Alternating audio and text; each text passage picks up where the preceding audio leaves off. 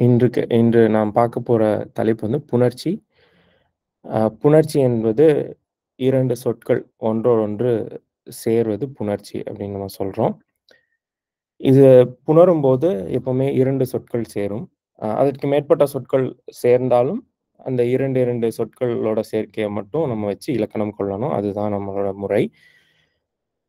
ஆம் அந்த சேரும் 2 சொற்கள்ல முதல் முதற் சொல்ல நிலைமொழி அப்படின்னு சொல்றோம்.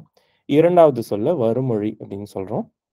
எப்பவுமே இலக்கணத்துல நம்ம சொல்லும்போது, நிலைமொழி ஈற்றின் முன் அ வருமொழி வந்து தோன்றும் அப்படின்னு சொல்லுவோம். அந்த இடத்துல முன் அப்படின்னு சொல்றோம். அ பின்னுன்னு சொல்ல மாட்டோம். இப்ப வந்து இங்க ஒரு எடுத்துக்காட்டு எடுத்துப்போமே. அ இதுல பார்த்தீங்கன்னா, 4 மரங்கள் அப்படின்னு இருக்கு. இங்க 4 அப்படின்ற சொல்லோட மரங்கள் அப்படின்னு இருக்கக்கூடிய இன்னொரு சொல் வந்து சேருது. இந்த இடத்துல 4ன்றது நிலைமொழி, மரங்கள் அப்படின்றது வருமொழி. 4 மரங்கள் அப்படின்னு 2ம் இயல்பா புணர்ந்திருக்கு. இதுல வந்து 4 என்ற நிலைமொழி முன், மரங்கள் என்ற வருமொழி வந்து புணர்கிறது அப்படின்னு எப்பவுமே சொல்லுவோம். இத வந்து பின்னுன்னு சொல்ல மாட்டோம். நம்ம இந்த காலத்துல வந்து அ பின்னாடி வர்ற சொல் அப்படின்னு சொல்லி பழக்கப்பட்டுட்டோம். அதனால இந்த முன் அப்படின்ற பயன்பாடு வந்து கொஞ்சம் நமக்கு புரியாம இருக்கலாம். ஆனா இப்படிதான் வந்து நம்ம இலக்கணம் எல்லா எல்லா இலக்கண நூல்கள்லயும் நீங்க பார்க்கலாம். நிலைமொழி முன் வருமொழி சேரும். அதான் வந்து விதி. அ நிலைமொழி முன்னுன்னு ஏன் சொல்றோம்னா, இப்ப நம்ம நிக்கிறோம். நம்ம முன்னாடி இன்னொருத்தர் வந்து நிக்கிறாங்க அப்படின்னு வைங்களேன். நம்ம நண்பர் வந்து என் முன்னாடி நின்னார் அப்படின்னு சொல்றோம் இல்லைங்களா? அந்த மாரி ஒரு சொல் இருக்கு. அந்த சொல்லுக்கு முன்னாடி இன்னொரு சொல் வந்து நிக்குது. அந்த சொல்லுக்கு அடுத்ததாக வர சொல்ல அப்படி சொல்வது நம்மளோட மரபு. இலக்கண மரபு. சரி. ஆ இப்போ இன்னைக்கு பார்க்க போற புணர்ச்சி இலக்கணம் முழுமைக்குமே இந்த முன்னுன்ற சொல்ல வச்சு தான் பார்ப்போம். அதனால குழம்ப வேண்டாம். அதுக்காக தெளிவுபடுத்திக்கிட்டேன் முதல்லயே. அடுத்தது இந்த மாரி புணரும்போது 2 வகையா அ புணர்ச்சிய பிரிக்கிறோம். இயல்பு புணர்ச்சி, விகார புணர்ச்சி அப்டின்ட்டு. இயல்பு புணர்ச்சி அப்டின்றது எந்தவித மாற்றமும் இல்லாமல் இப்ப 4 மரங்கள் அப்டிங்கும்போது 4 அப்டின்ற சொல்லோ, மரங்கள் அப்டின்ற சொல்லோ எந்த மாற்றமும் இல்லாம புணர்வதால் இது வந்து இயல்பு புணர்ச்சி. கோதை வந்தாள் அப்படின்னு சொல்லும்போது, கோதை என்ற சொல்லும், வந்தாள் அப்படின்ற வருமொழியும் எந்தவித மாற்றமும் இல்லாமல் புணர்கின்றன. இது வந்து இயல்பு புணர்ச்சி. இதே சில சொற்கள் சேரும் பொழுது, சில மாற்றங்களோடு புணரும். அது வந்து விகார புணர்ச்சின்னு சொல்றோம். இந்த விகாரம்னா மாற்றம் அப்படின்றது பகுபத உறுப்பிலக்கணம் பார்க்கும்போதே நம்ம பார்த்தோம். அதே விகாரம்ன்ற அதே பொருள்ல தான் இங்கேயும் விகாரம்ன்ற சொல் பயன்படுது. இதுல வந்து 3 வகையா இருக்கு. இந்த விகாரம்ன்றது. தோன்றல், திரிதல், கெடுதல் அப்படின்னு 3 வகையா விகார புணர்ச்சி வரலாம். இதுல வந்து ஒரு எழுத்து புதுசா தோன்றுச்சுன்னா, அது தோன்றல் விகாரம். ஒரு எழுத்து வேறொரு எழுத்தாக திரிந்துச்சுன்னா, மண்குடம் அப்படின்றது மட்குடம் அப்படின்னு திரிஞ்சிருக்கு. இந்த அ டன்னகரம் டகரமாக திரிந்திருக்கிறது. இங்க வாய்ப்பேச்சுங்கும்போது ஒரு பகரமே ஒன்று புதிதாக தோன்றியிருக்கிறது. இது தோன்றல் விகாரம். இந்த மண்குடம் அப்படின்ற புணர்ச்சியில மண், மட் அப்படின்னு அந்த தன்னகரம் தகரமாக திரிந்தது. திரிதல் விகாரம். மரம் கூட்டல் வேர் அப்படிங்கும்போது, அந்த மகரம் கெட்டு புணர்வது கெடுதல் விகாரம். இதுதான் 3 வகையான புணர்ச்சிகள். ஆம் சரி. இது வந்து ஒரு வகையா பிரிக்கிறது. இன்னொரு வகையா அ புணர்ச்சிகள பிரிக்கலாம். என்னன்னா, நிலைமொழியோட வருமொழி வந்து சேரும்பொழுது, எந்த பொருள்ல சேருது அப்படின்றத வச்சு புணர்ச்சிய அல்வழி புணர்ச்சி, வேற்றுமை புணர்ச்சின்னு 2ஆ பிரிக்கலாம். அல் அ வேற்றுமை புணர்ச்சின்றது நடுவுல ஒரு வேற்றுமை உருபு சேர்ந்தோ, இல்ல மறைந்தோ வேற்றுமை பொருள்ல வருவது வேற்றுமை புணர்ச்சி. இந்த வேற்றுமை அல்லாத வேறு வழியில் வருவது அல்வழி புணர்ச்சி அப்படின்னு சொல்றோம். இத பத்தி இன்னும் கொஞ்சம் தெளிவா பார்ப்போம். அ இன்னொரு வகையாவும் பிரிக்கலாம். 3வது வகையா பிரிக்கலாம் புணர்ச்சிகள. தொகைநிலை புணர்ச்சி, தொகாநிலை புணர்ச்சி அப்படின்னு 2ஆ பிரிக்கலாம். தொகைநிலை புணர்ச்சின்றது வந்து புணரும் பொழுது ஒரு சொல்லோ, உருபோ, ஒரு ஈரோ மறைந்து வருவது தொகைநிலை புணர்ச்சி. தொகைன்றது அந்த இடத்துல மறைந்து வருவது அப்படின்றத குறிக்குது. தொகாநிலைன்றது அங்க வர வேண்டிய சொல் மறையாம வர்றது தொகாநிலை புணர்ச்சி. இது எல்லாத்துக்குமே எடுத்துக்காட்டு இப்ப பார்ப்போம். அப்போ நல்லாவே புரியும் உங்களுக்கு. சரி. அ இப்போ வேற்றுமை புணர்ச்சி அப்டின்னா என்னன்னா, ஒரு பெயர்ச்சொல் இருக்கும். வேற்றுமைனா எப்பவுமே பெயர்ச்சொல் இருக்கும். பெயர்ச்சொல் இருந்தா தான் அந்த வேற்றுமை வர முடியுங்க. ஒரு பெயர்ச்சொல்லோடு வேற்றுமை உருபு மறைஞ்சோ, இல்லது வெளிப்படையாகவோ தோன்றி, ஒரு புணர்ச்சி நிகழ்வது வேற்றுமை புணர்ச்சி அப்டின்னு சொல்றோம். இதுல வந்து வேற்றுமை உருபு வந்து வெளிப்படையா வந்துச்சுன்னா, அது வேற்றுமை விரி அப்டின்னு சொல்றோம். இந்த வேற்றுமை உருவு மறைஞ்சு வந்துச்சுன்னா, அது வேற்றுமை தொகை அப்டின்னு சொல்றோம். இந்த வேற்றுமை விரி அப்டின்றது வந்து வேற்றுமை புணர்ச்சியில தொகாநிலை புணர்ச்சி. வேற்றுமை தொகை அப்டின்றது வேற்றுமை புணர்ச்சியில தொகைநிலை புணர்ச்சி. இப்ப வந்து வேற்றுமை விரி அதாவது இது வேற்றுமையில தொகாநிலை புணர்ச்சி. இது நம்ம முன்னாடியே எடுத்துக்காட்டு பார்த்திருக்கோம். அ முதல் வேற்றுமை வந்து முருகன் வந்தான் அப்டின்றது முதல் வேற்றுமை. இந்த முதல் வேற்றுமைய நம்ம வேற்றுமை புணர்ச்சின்னு சொல்வது கிடையாது. அதேபோல இந்த 8ஆம் வேற்றுமை, விளி வேற்றுமையையும் நம்ம வேற்றுமை புணர்ச்சின்னு சொல்றது கிடையாது. இருந்தாலும் முழுமைக்காக இங்க வேற்றுமை அப்படின்ற அட்டவணையில நான் இங்க குடுத்திருக்கேன். வேற்றுமை புணர்ச்சின்றது 2ஆம், 3ஆம், 4ஆம், 5ஆம், 6ஆம், 7ஆம் இந்த 6 வகையான வேற்றுமைகள் மட்டுமே வேற்றுமை புணர்ச்சி என்று கொள்ள வேண்டும். ஏன்னா, அதுல தான் வேற்றுமை உருபு இருக்கு. முதல் வேற்றுமைக்கும், விளி வேற்றுமைக்கும் வேற்றுமை உருபு கிடையாது. அதனால அது வேற்றுமை புணர்ச்சின்னு சொல்ல மாட்டோம். அது அல்வழி புணர்ச்சின்னு சொல்லுவோம். இப்ப 2ஆம் வேற்றுமையில முருகனைப் பார்த்தோம் அப்படிங்கும்போது, இங்க ஐன்ற வேற்றுமை உருவு தெளிவா வந்திருக்கு. கண்ணைத் திறந்தோம் அப்படிங்கும்போது, ஐன்ற வேற்றுமை உருவு தெளிவா வந்திருக்கு. இது எல்லாமே வேற்றுமை புணர்ச்சிகள். வேற்றுமை விரிகள். அதுல 3ஆம் வேற்றுமையில கையால் வரைந்தோம், கத்தியால் வெட்டினோம், முருகனால் எழுதப்பெற்றது, முருகனோடு சென்றேன், முருகனோடு ஏறினேன். இதெல்லாமே வந்து அ 3ஆம் வேற்றுமை விரிகள். முருகனுக்கு தாய், முருகனுக்கு கொடு. இதெல்லாம் 4ஆம் வேற்றுமை விரிகள். மலையிலிருந்து வந்த ஆறு, மலையின் ஆறு அப்படின்னு பழைய வடிவம். இந்த காலத்துல மலையிலிருந்து வரும் ஆறு, இல்ல மலையிலிருந்து வந்த ஆறு அப்படின்னு எழுதுறோம். அந்த மலையின் ஆறு, முருகனிடமிருந்து பெற்றோம். இதெல்லாம் வந்து 5ஆம் வேற்றுமை விரிகள். முருகனது வேல், முருகனுடைய வீடு. இது 6ஆம் வேற்றுமை விரிகள். நகர்க்கண் பூங்கா, வீட்டில் இருக்கிறோம், காலையில் வருவோம். இதெல்லாம் வந்து 7ஆம் வேற்றுமை விரிகள். முருகா பார், கிளியே வா இந்த 2ம் விளி வேற்றுமை. ஆனா இது வேற்றுமை புணர்ச்சியில வராது. இது அல்வழி புணர்ச்சி. அதேபோல அ வேற்றுமை தொகைன்னு ஒண்ணு இருக்கு. இந்த வேற்றுமை தொகைன்றது அ வேற்றுமை பொருள்ல வந்த பெயர்ச்சொல்லோடு சேர்ந்து வர வேண்டிய வேற்றுமை உருவு மறைந்து வருவது வேற்றுமை தொகை அப்படின்னு சொல்றோம். இது வந்து தொகைநிலை புணர்ச்சி. இதுல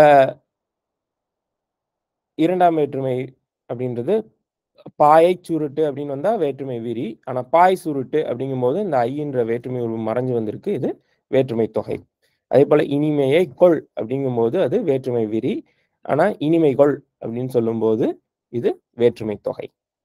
இது 2ஆம் வேற்றுமை தொகை. அடுத்து 3ஆம் வேற்றுமை தொகையில வாய் பேசினான், கை தொழுதான், வாயால் பேசினான், கையால் தொழுதான் அப்படின்றதுல ஆள்ன்ற விகுதி மறைந்து வந்திருக்கு. அதனால இது வாய் பேசினான், கை தொழுதான் அப்படின்ற தொடர்கள் வேற்றுமை தொகைகள். 3ஆம் வேற்றுமை தொகைகள். அடுத்தது கூலிக்கு காசு, தமிழ்க்கு பணி அப்படின்றது கூலிக் காசு, தமிழ்ப் பணி அப்படின்னு வந்திருக்கு. இவை 4ஆம் வேற்றுமை அ 4ஆம் வேற்றுமை தொகைகள். முருகனின் பின், காளையின் பின், மழையின் துளி, பனியின் காலம் இப்படின்றது எல்லாமே வந்து முருகன் பின், காளை பின், மழைத்துளி, பனிக்காலம் அப்படின்னு வந்திருக்கு. இவையெல்லாம் 5ஆம் வேற்றுமை தொகைகள். அதேபோல 6ஆம் வேற்றுமையில கோதை கண் அப்படின்றது கோதையது கண். மனிதனது கை, மனிதன் கை. மனிதனது கை, மனித கை. ஆமை அது கால், ஆமைக்கால். இஞ்சியது தோல், இஞ்சி தோல். இது எல்லாமே 6ஆம் வேற்றுமை தொகைகள். அ குகை குகைக்கண் புலி அப்படின்றது குகைப்புலி. மலை மலையின் கண் பாம்பு அப்படின்றது அ மலைப்பாம்பு அப்படின்னு வந்திருக்கு. இவை இரண்டும் 7ஆம் வேற்றுமை தொகைகள். சரிங்களா? இத கொஞ்சம் மனசுல உள்வாங்கிக்கோங்க. அடுத்த தலைப்புக்கு ஒரு ஒரு ஒரு 2 நொடிகள்ல போலாம். அப்படியே நான் வைக்கிறேன் இத.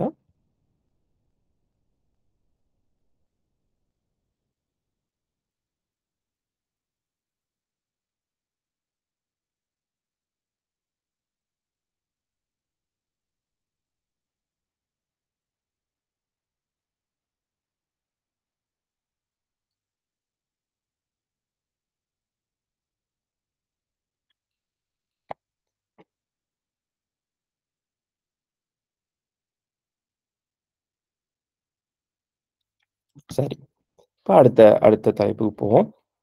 அடுத்தது வேற்றுமை உருவும், பயனும், உடன்தொக்க தொகை அப்படின்னு இன்னொரு அ வேற்றுமை தொகையிலேயே இன்னொரு வடிவம்.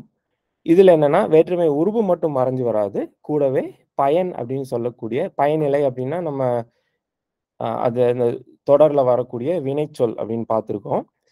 அதுபோல இங்கேயும் ஏதோ ஒரு வினை வந்து மறைந்து வரும். அப்படி வருவது வந்து வேற்றுமை உருவும், பயனும், உடன்தொக்க தொகை அப்படின்னு சொல்றோம்.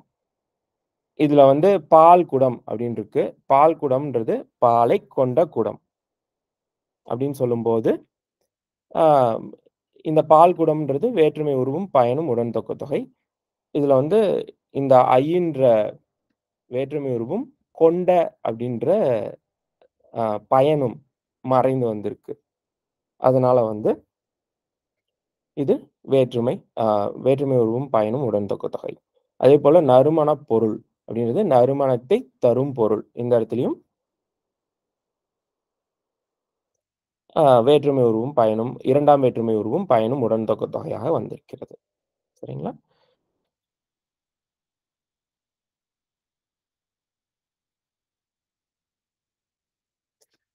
சரி. அடுத்தது அ 3ஆம் வேற்றுமையில மரப்பொம்மை அப்படிங்கும்போது, மரத்தால் செய்த பொம்மைன்றது அந்த ஆள்ன்ற உருவும், 3ஆம் வேற்றுமை உருவும், செய்தன்ற பயனும் கெட்டு வந்ததுனால, மரப்பொம்மைன்றது 3ஆம் வேற்றுமை உருவும், பயனும், உடன்தொக்க தொகை. மண் சுவர், மண்ணால் கட்டிய சுவர் அப்படின்றது மண் சுவர்ன்னு வந்திருக்கு. இதுவும் 3ஆம் வேற்றுமை உருவும், பயனும், உடன்தொக்க தொகை. குழந்தைக்கு போட்டுவிடும் துணின்றது குழந்தை துணி அப்படின்னு வந்திருக்கு. இது 4ஆம் வேற்றுமை உருவும், பயனும், உடன்தொக்க தொகை. உரைக்கு தேவையான மோர் அப்படின்றது உரைமோர்ன்னு வந்திருக்கு. இதுவும் 4ஆம் வேற்றுமை உருவும், பயனும், உடன்தொக்க தொகை.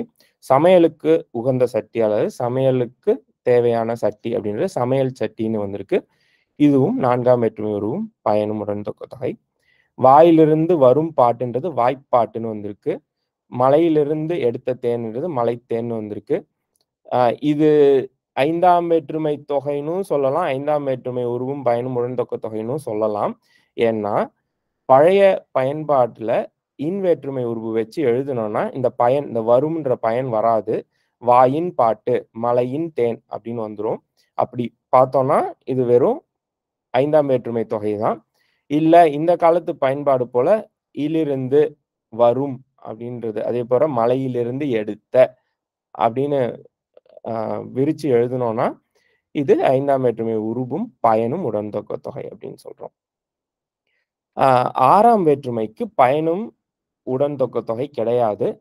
ஏன்னா, அ 6ஆம் வேற்றுமையில பொதுவா 2 பெயர்ச்சொற்கள் சேரும். நடுவுல ஒரு வினை வராது. ஆமையது கால் அல்லது எனது கை, எனது புத்தகம், எனது வீடு, எனது செயல் அப்படிங்கும்போது 2மே பெயர்ச்சொற்கள். நடுவுல ஒரு வினை வராது. அதனால பயன் கெடுவது 6ஆம் வேற்றுமையில் இல்லை. 7ஆம் வேற்றுமையில காட்டில் வாழும் பன்றி அப்படின்றது காட்டுப்பன்றின்னு வந்திருக்கு. தையில் வைக்கும் பொங்கல் அப்படின்றது தைப்பொங்கல்னு வந்திருக்கு. இது 2ம் 7ஆம் வேற்றுமை உருவும், பயனும், உடன்தொக்க தொகை. இவற்றையும் நீங்க 7ஆம் வேற்று இந்த காட்டுப்பன்றின்றதையும் காட்டின் கண் பன்றி, தையின் கண் பொங்கல் அப்படின்னு கூட வச்சுட்டு 7ஆம் வேற்றுமை தொகைன்னு சொன்னாலும் தவறில்லை.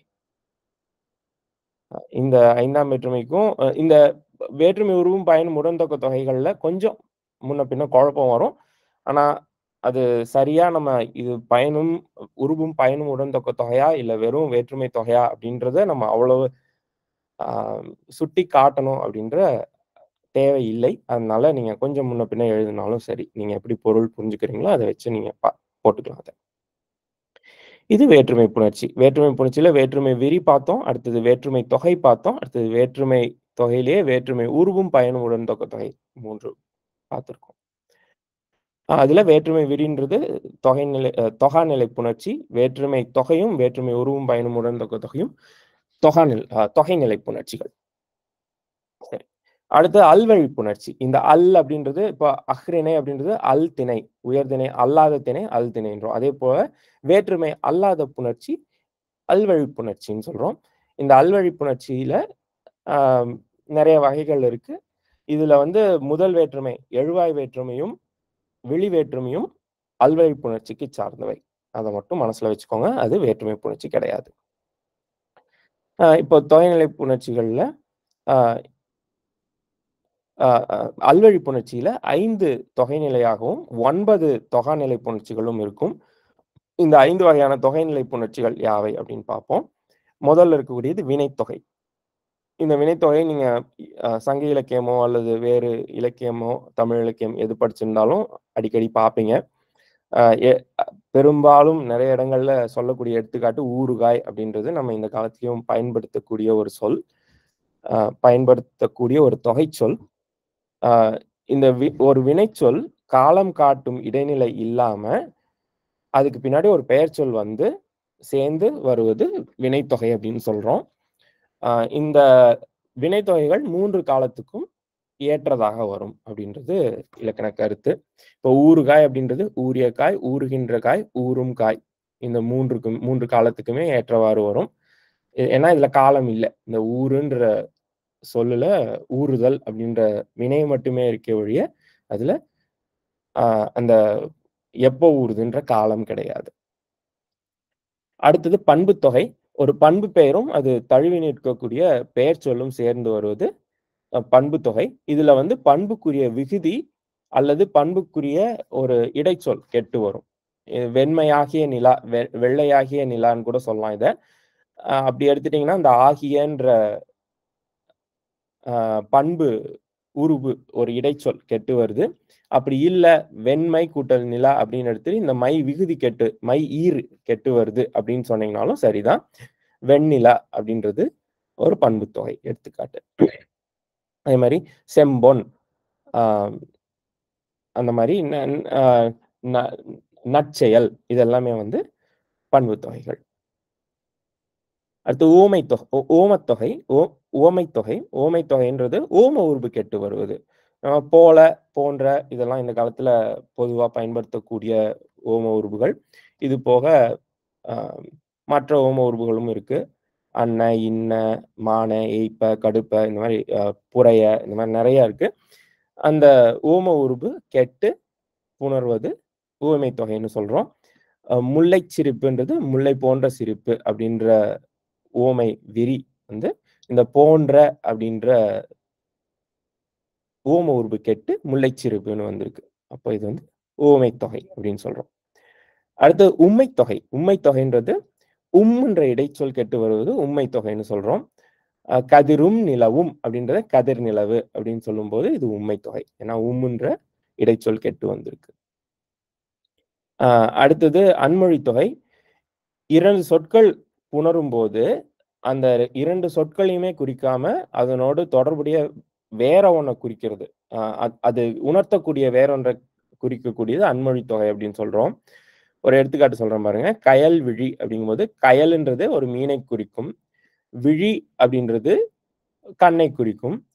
ஆனா, மீனையோ, மீன் போன்ற கண்ணையோ குறிக்காமல், மீன் போன்ற கண்ணை உடைய ஒரு பெண்ணை குறிப்பதால் இது வந்து அன்மொழித் தொகை. கயலையும் குறிக்காமல், விழியையும் குறிக்காமல், ஒரு பெண்ணை குறிப்பதால் இது ஆ அன்மொழித் தொகை அப்படின்னு சொல்றோம்.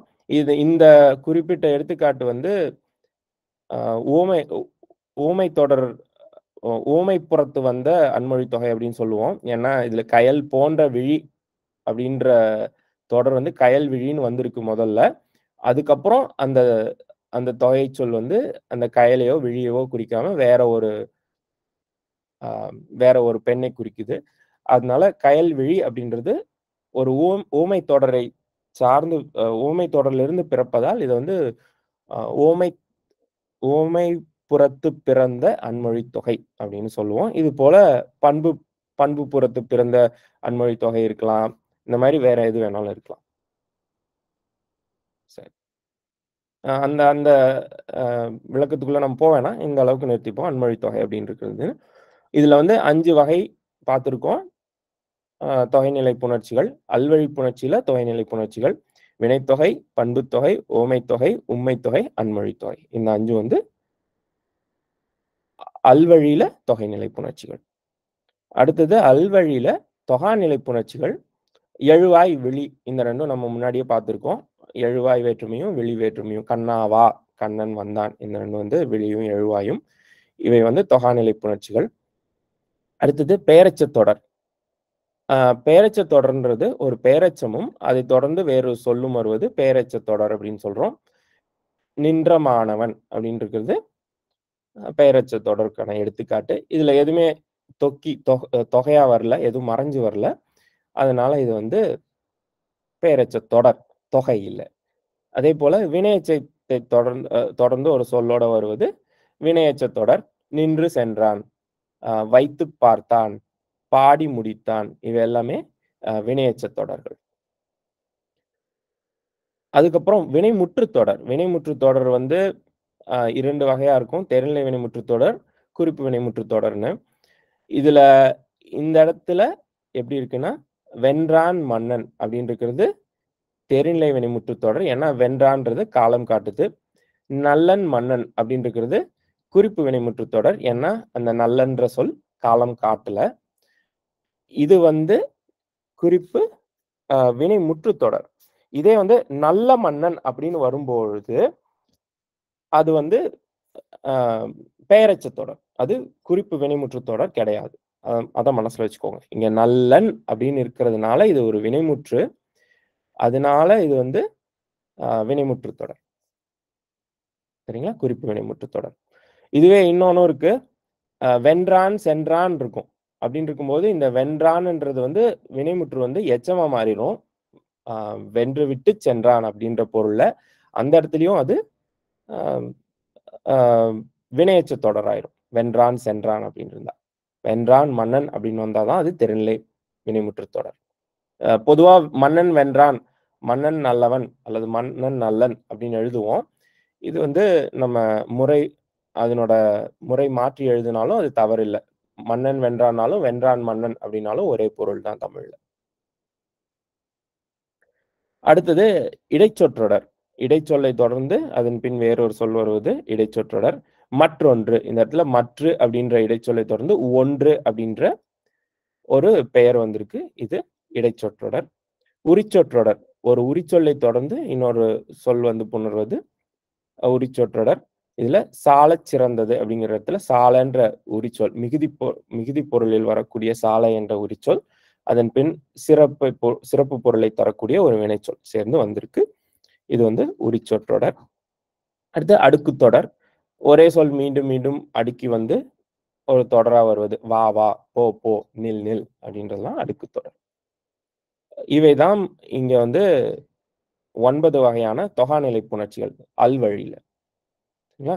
எழுவாய் வெளி இது நமக்கு முன்னாடியே தெரியும். அதுக்கப்புறம் பெயரெச்சத் தொடர், வினையெச்சத் தொடர், தெரிநிலை வினைமுற்றுத் தொடர், குறிப்பு வினைமுற்றுத் தொடர், இடைச்சொற்றொடர், உரிச்சொற்றொடர், அடுக்குத் தொடர். சரி. இது இது வந்து அடிப்படையான புணர்ச்சிக்கான வகைகள். சரிங்களா? இப்ப நீங்க முக்கியமா மனசுல வச்சுக்க வேண்டியது என்னன்னா, அல்வழி, வேற்றுமை அப்படின்னு 2 வகையான புணர்ச்சிகள் உள்ளன.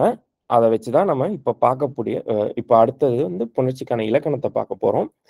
இந்த புணர்ச்சி இலக்கணம் அப்படின்னு நான் இங்க குடுத்திருக்கிறது, பொதுவா சொல் அ சொல்லிலக்கணத்தோட வராது இலக்கண நூல்கள்ல. எழுத்து இலக்கணத்தோட வரும். ஏன்னா, இந்த புணர்ச்சிகள்ல எழுத்துகள் மாற்றம் பெறுகின்றன. அதனால அது எழுத்து இலக்கணத்தோட குடுத்திருப்பாங்க.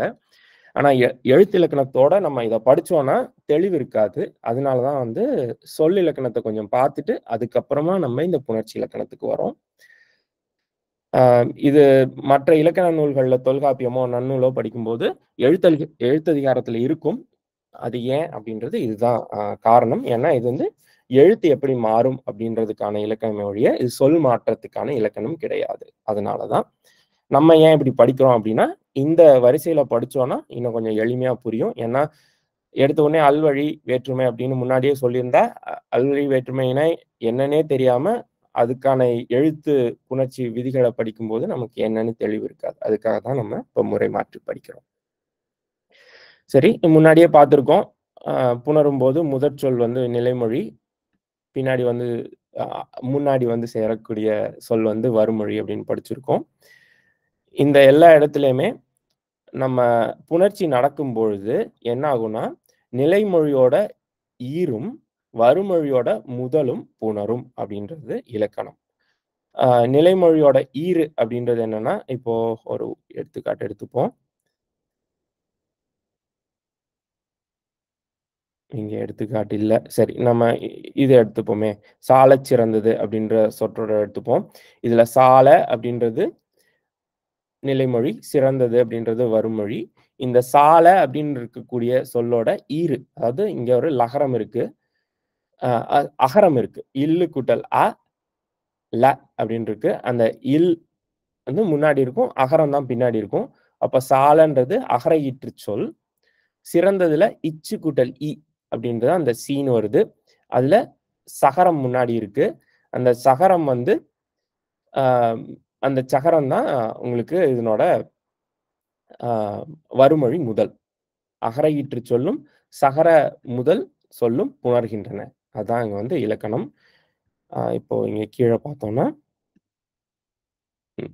எப்பவுமே புணர்ச்சி இந்த எழுத்து புணர்ச்சிய புரிஞ்சுக்கிறதுக்கு வந்து நம்ம அ ஈறு எது, முதல் எது அப்படின்றது வந்து மனசுல நல்லா உள்ளத்துல வந்து நல்லா அ தெளிவா புரியணும். அப்பதான் வந்து நம்ம இத பத்தி படிக்க முடியும். அவன் அப்படின்னு ஒரு சொல் இருக்கு. இந்த அவன்ற சொல் வந்து உயிர் முதல். அதாவது ல ஆரம்பிக்கிறது. அதனால அகர முதல், உயிர் முதல். அதேபோல மெய் ஈறு கொண்டிருக்கிறது. மெய் ஈறுனா நகர ஈறு இருக்கு. ரன்னகரம். இன்னுன்னு இருக்கு பாருங்க. அது ரன்னகரம். அவன்றது உயிர் முதலும், மெய்யீரும் கொண்ட ஒரு சொல்.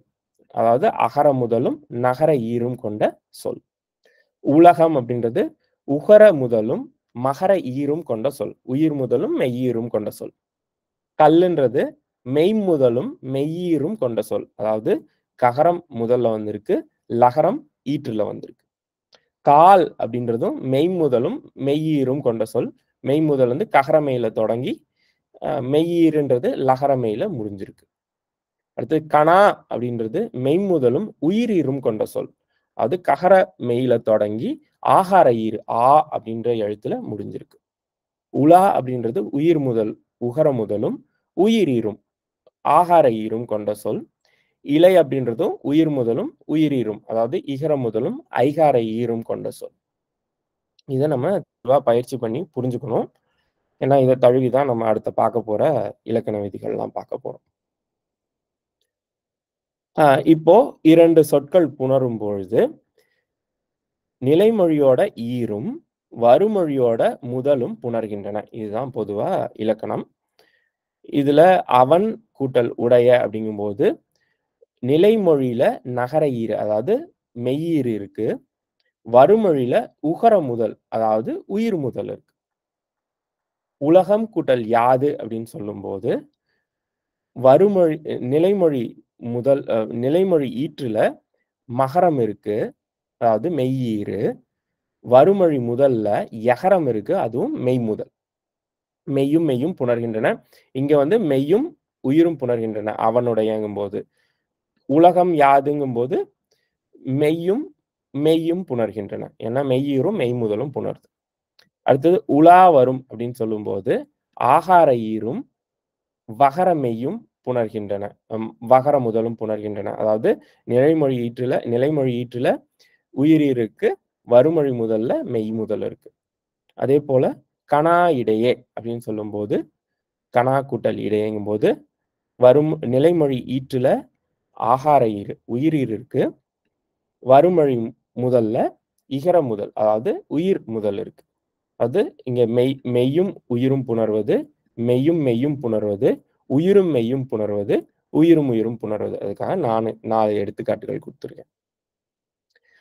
இப்ப நம்ம என்ன பண்ண போறோம்னா, இந்த ஒரு ஒரு அ ஒரு ஒரு சேர்க்கைக்கும் எப்படி இலக்கணம் அப்படின்னு வேகமா பார்க்க போறோம். இன்னைக்கு முடிஞ்ச அளவுக்கு பார்ப்போம்.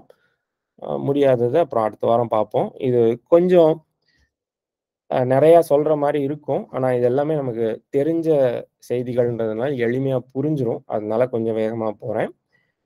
மேலும் ஐயங்கள் இருந்தா குறிச்சு வச்சுக்கோங்க. அப்புறம் அடுத்த வாரம் ஐயங்கள் என்னன்னு பார்ப்போம். சரி. இப்போ உயிரீற்று புணர்ச்சி. இப்போ உயிர் ஈர்ல இருந்துச்சுன்னா, அ இப்போ நம்ம உலா வரும் அப்படின்னு பார்த்துருக்கோம் இல்லைங்களா? கனா, இடையே அப்படின்றது. இந்த 2ம் உயிரீறு புணருது. அதுல உயிரீற்று புணர்ச்சி எப்படி நடக்கும் அப்படின்னு பார்க்க போறோம். இதுல முதல்ல இருக்கக்கூடியது சுட்டுப்பெயர் புணர்ச்சி. சுட்டுப்பெயர்ன்றது அ, இ, உ, எ. இந்த 4 அ எழுத்துகளும் சுட்டெழுத்துக்கள். சுட்டெழுத்துக்கள்னா அ, அது, இல்ல அ அந் அ அம்மரம் அப்படின்னு சொல்றோம் இல்லைங்களா? அ அந்த மாரி. அத்திசை, இத்திசை அப்படின்னு சொல்றோம் இல்லைங்களா? அதாவது ஒரு இடத்தைச் சுட்டக்கூடிய அல்லது ஒரு பொருளைச் சுட்டக்கூடிய பெயர்கள் இவை. அ எழுத்துக்கள் இவை. அதனால சுட்டெழுத்துக்கள்ன்றோம். இதுல அ, இ, எ இந்த 3ம் இந்த காலத்திலயும் நம்ம பயன்பாட்டுல இருக்கு. உ அப்படின்ற இடைச்சொட்டு இருக்கு. இது ஆன்றது சேய்மை சுட்டு.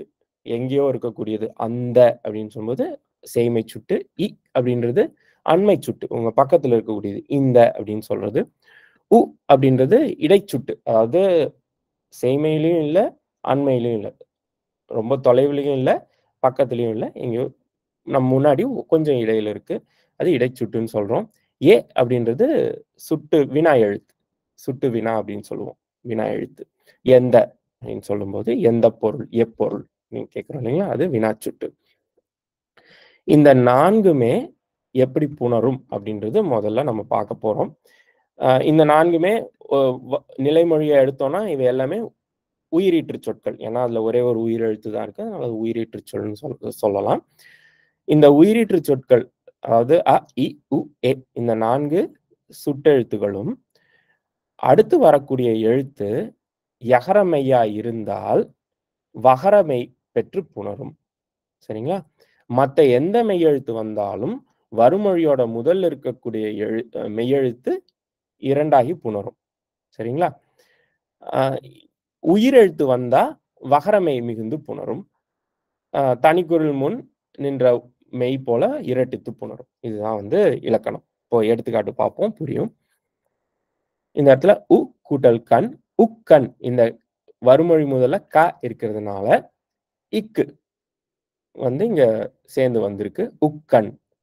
அதேபோல அ கூட்டல் சான்று, அச்சான்று. இ கூட்டல் திசை, இத்திசை. எ கூட்டல் பொருள், எப்பொருள் அப்படின்னு வந்திருக்கு. அதேபோல மெய்யெழுத்துகள். அ கூட்டல் ஞனம், அங்ஙனம். எ கூட்டல் ஞான்றும், எஞ்ஞான்றும். இ கூட்டல் நூல், இந்நூல். இ கூட்டல் முறை, இம்முறை.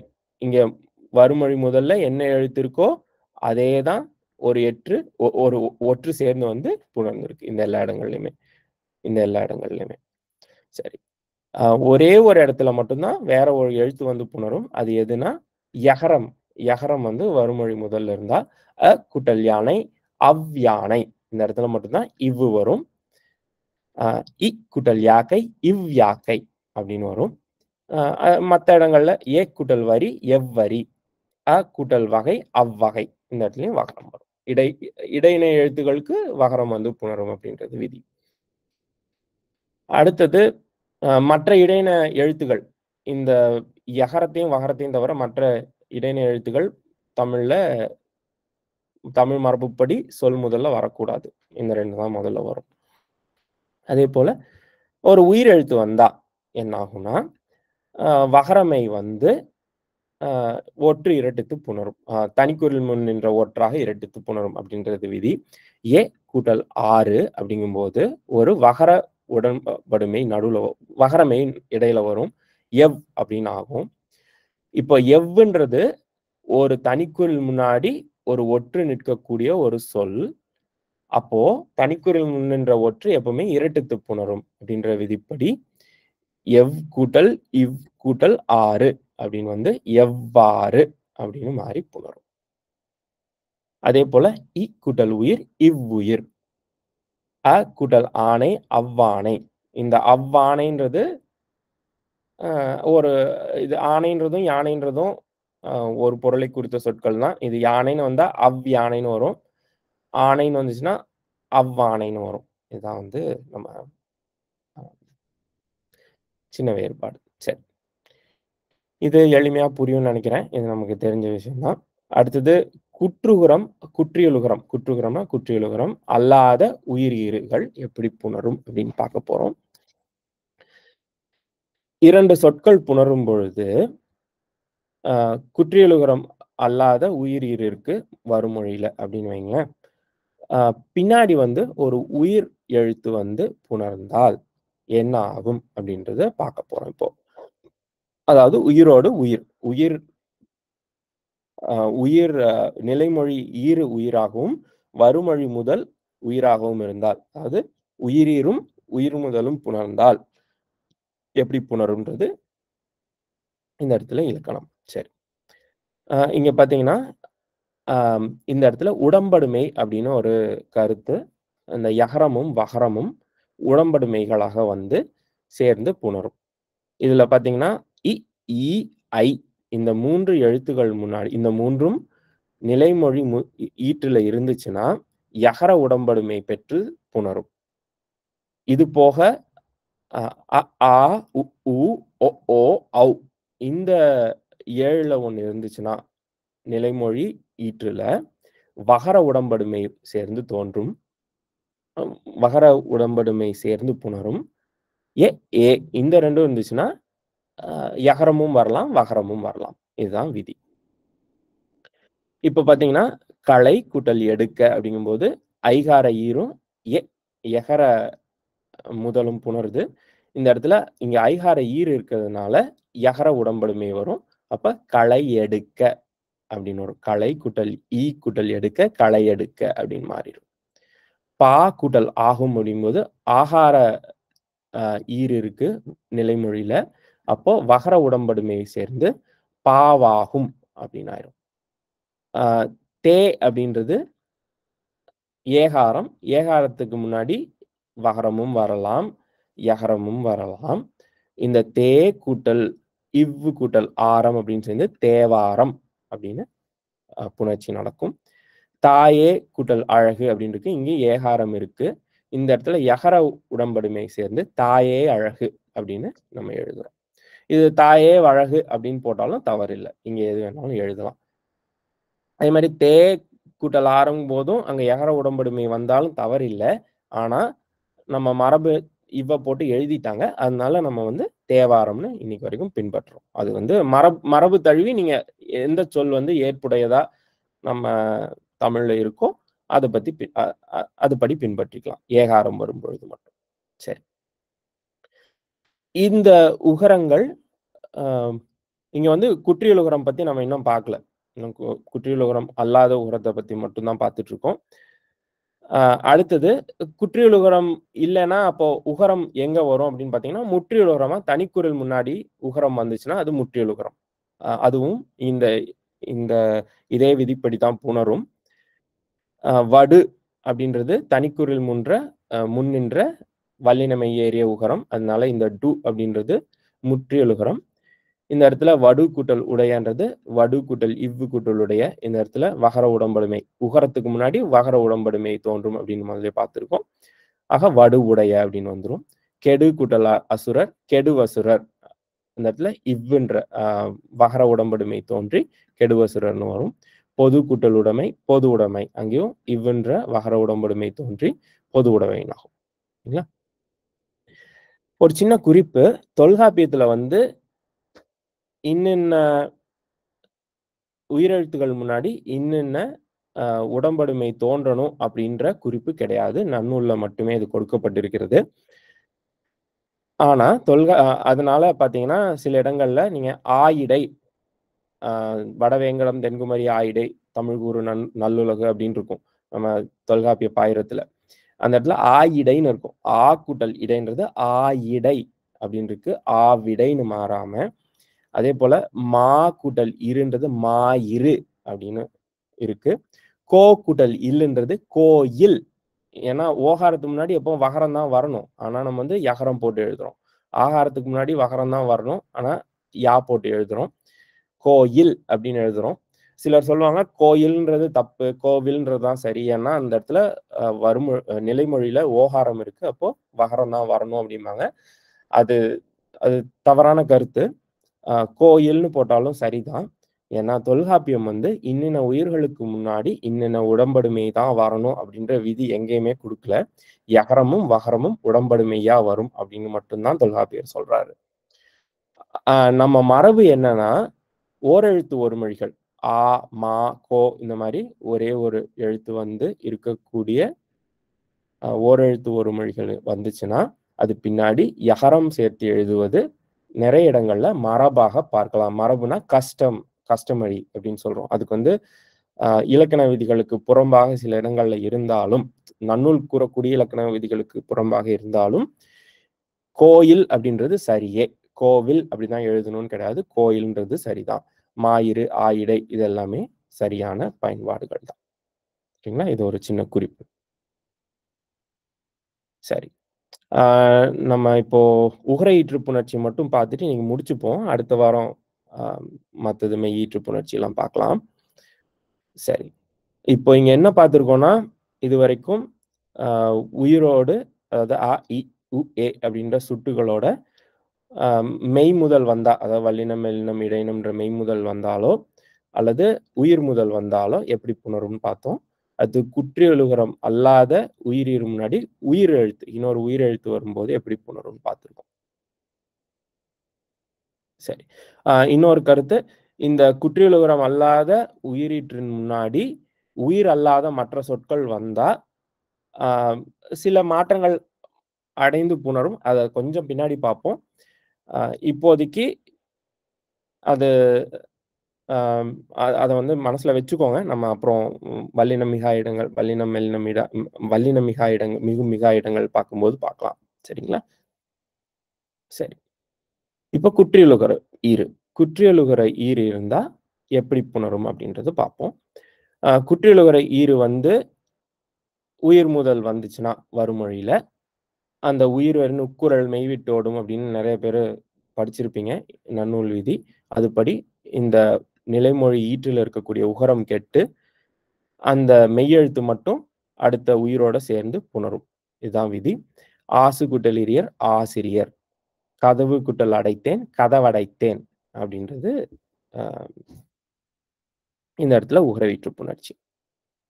இதே வந்து தனிக்குறில் முன்னாடி நின்னுச்சுன்னா தனிக்குறில் முன்னாடி நின்ற வல்லின மெய்யேறிய உகரமா இருந்தா, முன்னாடி சொன்ன மாரி உடம்படுமை பெற்று புணரும். வடு கூட்டலுடைய வடு உடைய, பொது கூட்டலுடைமை பொது உடைமை, பொதுவுடைமை அப்படின்னு ஆகும்.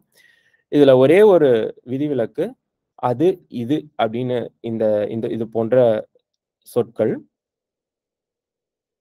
உடம்படுமை பெற்றும் புணரலாம், உடம்படுமை பெறாமலும் அ குற்றியலுகர ஈறு போலவும் புணரலாம். அது கூட்டல் ஆவதுன்றது அதாவது அப்படின்னும் ஆகலாம், அதுவாவதுன்னும் ஆகலாம். இது 2மே சரிதான்.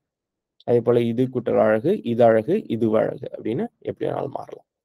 இன்னும் அ சரியா சொன்னோம்னா, இங்க வந்து அகரம் வந்துச்சுன்னா, அல்லது வறுமொழியில வந்து உயிர் முதல் இருந்துச்சுன்னா, அதுன்ற சொல் அஃதுன்னு மாறணும். அதேபோல இதுன்ற சொல் இஃதுன்னு ஆகணும். எதுன்ற சொல் எஃதுன்னு மாறணும். அதான் வந்து சரியான இலக்கணம். அப்படி பார்த்தா, அ அஃதாவது, இஃதழகு அப்படின்னு தான் வரணும். ஆனா, இது எல்லாமே இந்த காலத்துல ஏற்றுக்கொள்ளப்பட்ட வடிவங்கள். அதனால தவறில்ல. நீங்க பயன்படுத்தினாலும் அதாவது, அதுவாவது, அஃதாவது இந்த 3மே சரிதான். சரிங்களா? ஆ இந்த உகரஈற்று சொற்கள் முன்னாடி, ஆ குற்றியலுகர ஈற்று சொற்கள் முன்னாடி மெய்முதல் வந்தா என்ன ஆகும் அப்படின்னு பார்ப்போம். யா அ அப்படின்ற எழுத்து வந்தா, யகரமெய் வந்துச்சுன்னா வறுமொழி முதல்ல, இந்த குற்றியலுகரம் குற்றியலீகரமாக திரிந்துவிடும். இந்த நாடு அப்படின்றது நாடி யாது, நாடியாது அப்படின்னு மாறிரும். காட்டு கூட்டல் யானைன்றது காட்டு யானைன்னு மாறிரும். சரிங்களா? இந்த உகரம் வந்து அ இகரமாக மாறிரும். இது வந்து குற்றியலிகரம் அப்படின்னு சொல்றோம். இது முன்னாடியே நம்ம எழுத்திலக்கணம் படிக்கும்போது பார்த்திருக்கோம். மற்ற மெய்யெழுத்துக்கள் வந்தால், எந்தவித மாற்றமும் இன்றி வல்லினம் சில இடங்கள்ல மிகலாம், மிகாம இருக்கலாம். மற்ற மாற்றங்கள் நிகழலாம். ஆனா எழுத்த பொறுத்தவரைக்கும் எந்த மாற்றமும் நிகழாம புணரும். நாடு கூட்டல் கண்டேன், நாடு கண்டேன். வரகு கூட்டல் தின்றான், வரகு தின்றான். சிவப்பு கூட்டல் துணி, சிவப்பு துணி. இந்த இடத்துல வல்லினம் மிகுந்திருக்கு. ஆனா இந்த எழுத்து எந்த மாற்றமும் இல்லாம புணரும். சரிங்களா? இதுதான் உயிரீற்று புணர்ச்சி. அடுத்த வாரம் நம்ம மெய்யீற்று புணர்ச்சி பத்தி விரிவா பார்ப்போம். இதுவரைக்கும் உங்களுக்கு புரிஞ்சிருக்கும்னு நினைக்கிறேன். இதோட இன்னைக்கு வகுப்பு முடிச்சுப்போம். நன்றி.